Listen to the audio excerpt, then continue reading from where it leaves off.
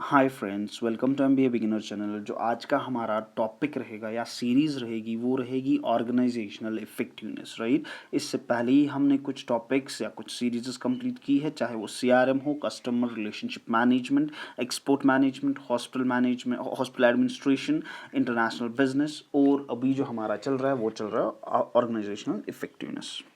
उन सभी सीरीज़ का आपको प्लेलिस्ट ऊपर आई बटन में मिलेगा। और सेकेंडली अभी जो हमारा ऑलमोस्ट हमने 4-5 टॉपिक्स कंप्लीट किए हैं ऑर्गेनाइजेशनल इफेक्टिवनेस, जैसे कि वो ऑर्गेनाइजेशनल इफेक्टिवनेस की डेफिनेशन हो, अप्रोचेस टू ऑर्गेनाइजेशनल इफेक्टिवनेस हो, need and importance of organisational effectiveness हो, और ऑर्गेनाइजेशनल चेंज भी हमने कंप्लीट किया है, और प्रोसेस ऑफ ऑर्गेनाइजेशनल चेंज भी और टाइप्स ऑफ ऑर्गेनाइजेशनल चेंज भी हमने पिछली वीडियो में कंप्लीट किया है। तो जो आज हम करेंगे कंप्लीट वो होगा resistance to change and strategies to improve organisational effectiveness. बहुत ही इंपॉर्टेंट टॉपिक है, जैसे कि आप लोगों को पता है कि हम सिर्फ और सिर्फ इंपॉर्टेंट टॉपिक्स पढ़ते हैं, और इसके बाद हमारा एक ही लास्ट का टॉपिक रहेगा, वो रहेगा फैक्टर्स अफेक्टिंग ऑर्गेनाइजेशनल इफेक्टिवनेस। इसके बगैर आपको लग रहा है कि कोई टॉपिक मिसिंग है या आप कोई भी और टॉपिक पढ़ना चाहते हो, तो नीचे डिस्क्रिप्शन बॉक्स में एक गूगल फॉर्म है आपका, वो आप फिल कर सकते हो। उसमें आप लिख सकते हो कि कौन सा टॉपिक आपको पढ़ाना है, तो हम आपको वीडियो, या अगर आप चाहेंगे तो वो 1-on-1 सेशन भी आपसे करा सकते हैं। दैट्स नॉट एन इश्यू, ठीक है। तो चलिए स्टार्ट करते हैं आज का टॉपिक, तो वो है रेजिस्टेंस टू चेंज। देखिए ये कह सकते हैं हम कि जो रेजिस्टेंस टू चेंज है, ये one of the most difficult topics या प्रॉब्लम जो कि मैनेजर फेस करता है, राइट। वाई? बिकॉज ये कोई भी शेप ले सकता है। जैसे कि फॉर एग्जांपल आपका जो है अभी जैसे 90s में कंप्यूटर्स का चेंज आया था, राइट। एक सिस्टम चेंज आया अब्रप्टली, या मारुति, जब फॉर एग्जांपल मारुति जो थी वहाँ पे काइंड ऑफ चेंज लाई गई, तो इतना वहाँ पे उनके बीच में लड़ाई झगड़ा वहाँ पे हुआ, दंगा हुआ, दैट कि मैनेजर वहाँ का मारा गया, राइट, ही वाज किल्ड। तो ये आपका कोई भी फेस ले सकता है। तो ये जो है अभी जो हमारा टॉपिक है वो रेजिस्टेंस टू चेंज, तो इसमें हम यही डिसाइड करेंगे कि फॉर एग्जांपल इसमें पीपल रिज़ाइन भी कर लेंगे, क्योंकि बहुत सारे लोग रेडी नहीं होंगे to accept this change, right. तो बहुत ही सारे रेजिस्ट करेंगे, वो रिज़ाइन में भी करेंगे, या कुछ में मतलब वो इंटरेस्ट ही नहीं लेंगे जॉब अब करने में, राइट। वो ऐसे ही अब आएंगे ऑफिस और ऐसे ही काम करते जाएंगे, और बहुत ही मतलब प्रोडक्टिविटी भी बहुत ही ज़्यादा असर पड़ सकता है, और बाकी बाकी चीज़ें, राइट। तो क्या रीजंस है कि लोग जो है वो रेजिस्ट करते हैं चेंज को, राइट। पहली ही है अनसर्टनिटी, राइट। तो अनसर्टनिटी मतलब जैसे कि फॉर एग्जांपल आप कोई एम्प्लॉई है किसी ऑर्गेनाइजेशन में, पहले आप वो, जैसे कि फॉर एग्जांपल पहले हम लेट सपोज सारा मैनुअल काम करते थे, फिर जब सिस्टम आए, फिर जब लैपटॉप्स आए, बाकी चीज़ें आए, तो हम किस पे करने लगे, वो उन्हीं चीज़ों पे, तो जो मैन पावर था वो कम होने लगा, राइट। तो उससे क्या हुआ, अनसर्टनिटी लोगों में बढ़ने लगी, यार ये चीज़ आई, अब शायद हमें हमारी ज़रूरत नहीं पड़ेगी इनको, राइट। तो वो एक अनसर्टनिटी होती है, या सेल्फ इंटरेस्ट, या मुझे पता है कि फॉर एग्जांपल मैं अच्छा हूँ, लेकिन अगर फॉर एग्जांपल वो वाली अगर फॉर एग्जांपल ये वाली चीज़ आ गई, तो मोस्ट प्रोबेबली मेरा जो जूनियर होगा वो इसमें ज़्यादा बेटर है, तो उसी को इंक्रीमेंट मिलेगा, राइट। या डिफरेंट परसेप्शंस, किसी का अलग अलग सोच विचार है, राइट। हर किसी का अलग अलग सोच विचार होता है, तो डिफरेंट परसेप्शंस भी इसका एक, और फीलिंग ऑफ लॉस, ठीक है। तो ये सारी चीज़ें जो है, ये कुछ ही पॉइंट्स मैंने आपको इसमें बता दिए, तो ये रेजिस्टेंस टू चेंज में आ जाता है कि why people prefer to resist, ठीक है। चेंज क्यों नहीं, लोग जो है एम्प्लॉयज़ क्यों नहीं, मतलब वो क्यों रेजिस्ट करते हैं टू द चेंज। बस इतना ही छोटा सा टॉपिक था। मोस्ट प्रोबेबली अगर एग्जाम में आएगा भी तो 2 मार्क्स का आएगा, ठीक है, या तो ये किसी के क्वेश्चन के साथ में आएगा, मोस्ट प्रोबेबली ये अलग से नहीं आएगा, ठीक है। तो अब जो है, अब इंपॉर्टेंट टॉपिक है जो कि 8 या 16 मार्क्स का आ सकता है, वो है strategies to improve organisational effectiveness, ठीक है। तो इसमें हम क्या कर सकते हैं, पहली ही पॉइंट जो है वो है make use of HR. Make use of HR मतलब let suppose for example HR in the sense human resource, right, जो आपका एचआर डिपार्टमेंट होता है। तो यहाँ पे हमें क्या करना है, इसमें जो एचआर डिपार्टमेंट होता है ये बहुत ही इंपॉर्टेंट और वाइटल रोल प्ले करता है इन ऑर्गेनाइजेशनल इफेक्टिवनेस, ठीक है। जो एचआर प्रोफेशनल्स होते हैं, जो ह्यूमन रिसोर्स प्रोफेशनल्स होते हैं, इनको इन्वॉल्व किया जाता है designing and implementing the change in the organisation, ठीक है। और इनको इस तरीके से ये चेंज, मतलब अगर एब्रप्टली लाएंगे तो बहुत ही रेजिस्टेंस होगी, बहुत ही टफ रेजिस्टेंस मिलेगी, बट इनको ऐसे लाना होता है, इतना क्रिएटिव वे में लाना होता है कि एम्प्लॉयज़ को नहीं लगे। जैसे कि मैंने पिछली वीडियोस में आपको एक एग्जांपल दी थी कि जब आप फॉर एग्जांपल किसी सेल्स पर्सन से ज़्यादा काम निकलवाना चाहते हो, तो आपको क्या क्या करना है, सिर्फ 10 मिनट का फॉर एग्जांपल टॉक टाइम बढ़ाना है, ठीक है। अगर पहले उनका क्राइटेरिया 2 घंटे था तो आप 2 घंटे 10 मिनट रख लो, उनको भी 10 मिनट से कोई खास फर्क नहीं पड़ेगा, बट कंपनी को ज़रूर पड़ेगा। अगर 10 ही सेल्स एम्प्लॉई है तो वो पर घंटे का आपका ऑलमोस्ट 2 घंटे का एक्स्ट्रा टॉक टाइम होता है, राइट, ऑलमोस्ट 1.5 घंटे का रादर, ठीक है। तो उस 1.5 घंटे में कम से कम 1-2 सेल्स भी अगर पर डे हो गई तो आप ही के कंपनी का रेवेन्यू बढ़ेगा। तो उसी के हिसाब से हमें बिल्कुल टैक्टफुली ये जो है ये चेंज लानी पड़ती है, और उसमें कौन सा इंपॉर्टेंट रोल जो है एचआर डिपार्टमेंट प्ले करता है, ठीक है।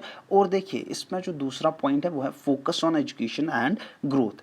आप जब भी ये सब करेंगे तो आपको पहले एजुकेट करना है, आपको अपने एम्प्लॉयज़ को एजुकेट करना है, उनको बताना है why exactly this change is necessary, और उनको कैसे इसमें ग्रोथ मिलेगी, कैसे उनकी ग्रोथ हैम्पर नहीं होगी। बाकी सारी चीज़ें आपको पहले उनको समझाना है, उनको ट्रेन करना है, उनको एजुकेट करना है, ऑल दीज थिंग्स।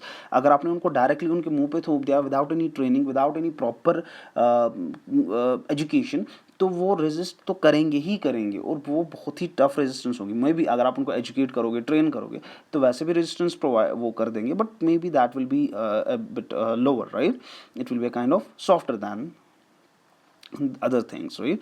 तो इसमें जो है आपको एजुकेट करना पड़ेगा उनको, राइट। तो जो दूसरा पॉइंट है वो यही है कि focus on education and growth. मैं अभी 5 सेकंड वेट कर लेता हूँ, पहले नोट डाउन कर लो, ठीक है। मैं आज भूल ही गया था वो वेट करना, ठीक है। आप नोट डाउन कर लो या तो आप इसका स्क्रीनशॉट ले लो, तब तक हम फिर मतलब तीसरा पॉइंट उठाते हैं। मुझे उम्मीद है आपने इसको नोट डाउन किया होगा। तो अब हम चलते हैं तीसरे पॉइंट पे, वो है कीप कस्टमर्स इन माइंड। जब भी आप कोई चेंज कर रहे हो, राइट, आप जब भी कोई फॉर एग्जांपल चेंज ला रहे हो कोई ऑर्गेनाइजेशन में, चाहे वो रूल्स हो, रेगुलेशंस हो, कुछ भी हो, ठीक है, तो उसमें आपको 2 चीज़ों के इम्पोर्टेंस मतलब माइंड में रखनी ही रखनी है। फर्स्टली इज एम्प्लॉयज़, दूसरा है customer. Both play the vital role. Employees are the face of the organisation, ठीक है। तो आपको क्या करना है, आपको ये दोनों चीज़ों को माइंड में रखना है। एम्प्लॉयज़ को तो हमने बोल दिया कि उनको ट्रेन करना है, एजुकेट करना है, एंड उनको बताना है कि कैसे ग्रोथ होगी, क्या होगी, उनके वीकनेसेस पे उनके हमें हेल्प करनी है, ठीक है, उनकी स्ट्रेंथ्स पे हमें फोकस करना है, ये सारी चीज़ें, राइट। जो तीसरा पॉइंट है वो है कीप कस्टमर्स इन माइंड। यहाँ पे मैं आपको बता दूँ, आपको कस्टमर्स को माइंड में इसलिए रखना है क्योंकि आपके सब्स्टिट्यूट ऑलरेडी मार्केट में है, राइट। मुश्किल से ही कोई वो इंडस्ट्री है like aviation and other things जहाँ पे कम कंपटीशन है। बाकी आप किसी भी इंडस्ट्री में हो, आपको हर जगह नेल बाइटिंग कंपटीशन है, राइट। तो ऐसे ही यहाँ पे जो है, यहाँ पे आपको कस्टमर्स माइंड में रखने ही रखने हैं जब आप कोई चेंज कर रहे हो, ठीक है। आपको देखना कि मेरे कस्टमर पे इस पर क्या असर पड़ेगा, क्योंकि आपको पता है कि आपके सब्स्टिट्यूट बैठे हुए हैं यहाँ पे। अगर आपने कुछ भी चेंज किया, लेट्स सपोज आपने प्राइस हाइक कर दिया, तो आपका कस्टमर दूसरी जगह जाएगा। सिंपल सी एग्जांपल मैं दूंगा जियो की, ठीक है। तो जो ही जियो ने स्टार्टिंग में फ्री सिम्स भेज दिए, राइट, वो लंबी कहानी है कि whether that move was right और नॉट, उस पर हम कभी अलग से चर्चा करेंगे। बट अभी जो है, अभी हमारा क्या देखना है कि कैसे, भले ही उसने वोडाफोन ख़त्म कर लिया, हज ख़त्म कर लिया, बाकी चीज़ें ख़त्म कर ली, बट एयरसेल भी ख़त्म हो गया, बट एक चीज़ है दैट कि अभी जो है सबसे ज़्यादा फ़ायदा उस स्ट्रैटी की जो जियो की स्ट्रैटी थी तब, उससे जो अब फ़ायदा उठा रहा है वो है एयरटेल।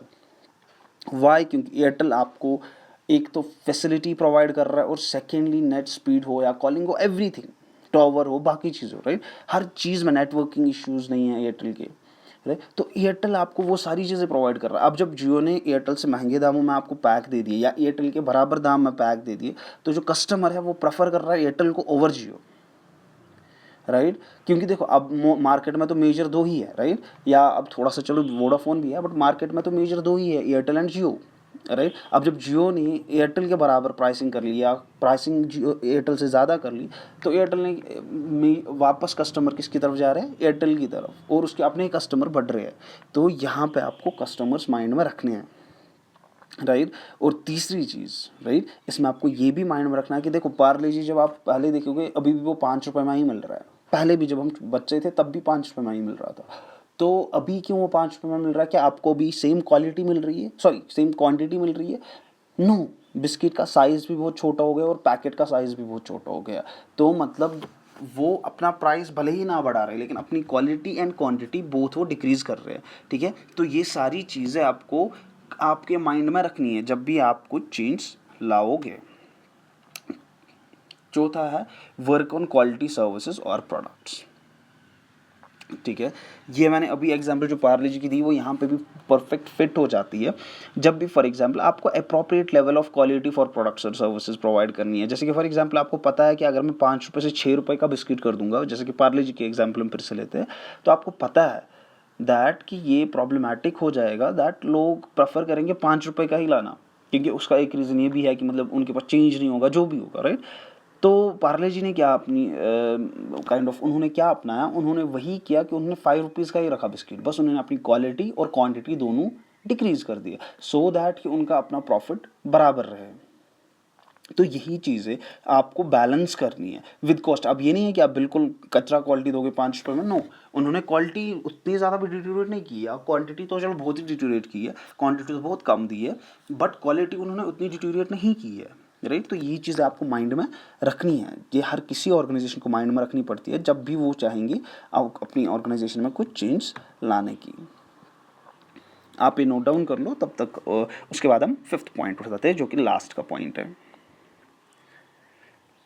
मुझे उम्मीद है आपने ये नोट डाउन किया होगा। अब हम चलते हैं लास्ट के पॉइंट की तरफ जो है यूज़ टेक्नोलॉजी। देखिए, टेक्नोलॉजी जितनी जल्दी आप यूज़ करेंगे उतनी ही आपका बिज़नेस में फ़ायदा होने की ज़्यादा चांसेस है। जितना आप ज़्यादा मैनुअल काम करेंगे उतना बिज़नेस में फ़ायदा होने के चांसेस उतने ही कम है। वाई? बिकॉज जितनी एक मशीन काम करेगी, जितनी और एफिशिएंसी और इफेक्टिवनेस से जितनी एक मशीन काम करेगी, उतना चाहे कुछ भी हो, एक ह्यूमन उतनी एफिशिएंसी एंड इफेक्टिवनेस से काम नहीं करेगा, राइट। तो ये चीज़ें आपको माइंड में रखनी है। तो यही 5 पॉइंट थे हमारे, ठीक है। पहले हमने क्या पढ़ा, रेजिस्टेंस टू चेंज, कि लोग क्यों रेजिस्ट करते हैं चेंज को, और जो दूसरा इंपॉर्टेंट टॉपिक था वो था strategies to improve organisational effectiveness, कैसे हम ऑर्गेनाइजेशनल इफेक्टिवनेस को इम्प्रूव कर सकते हैं। तो इसमें 5 पॉइंट्स थे। पहला था make use of HR department, यानी कि जो आपके एचआर प्रोफेशनल्स हैं उनको आप हेल्दी वे में, आप kind of we can say अच्छे वे में वो अपनी पॉलिसीज़ शो आउट करे, सो दैट पीपल जो रजिस्ट करे या तो वो ना के बराबर करे या तो करे ही ना। दूसरा पॉइंट जो था वो था focus on education and growth. Before जब आप ये रोल आउट करने वाले कोई भी चेंज, तो आपको माइंड में रखना है कि एम्प्लॉयज़ को हम कैसे ग्रोथ एंड सेकेंडली एजुकेट करेंगे रिगार्डिंग दीज थिंग्स। तीसरा जो था कीप कस्टमर्स इन माइंड, यानी कि आपको जब भी कोई चेंज या कुछ चीज़ें करनी है तो आपको कस्टमर्स को माइंड में रखना है। फोर्थ था वर्क ऑन क्वालिटी सर्विसेज और प्रोडक्ट्स। लाइक फॉर एग्जांपल आपको पता है कि अगर मैं प्राइसिंग इंक्रीज़ करूँगा तो आपको आपके कस्टमर चले जाएंगे, तो आपको क्या करना है, आपको प्राइसिंग वही रखनी है, बस थोड़ी सी क्वालिटी और क्वांटिटी आपको डिग्रेड करनी है, सो दैट कि कस्टमर आपके बने रहें। 5th जो है वो है यूज़ टेक्नोलॉजी, ठीक है। टेक्नोलॉजी आपको यूज़ करनी पड़ेगी क्योंकि टेक्नोलॉजी जो है वो अभी प्ले करती है important role in the efficiency and effectiveness of the organisation. तो कोई डाउट होगा, कोई क्यूरी होगा तो आप कमेंट सेक्शन में भी बता सकते हैं, या आप हमारे इंस्टा हैंडल और लर्न ऑनलाइन से मैं भी बता सकते हैं।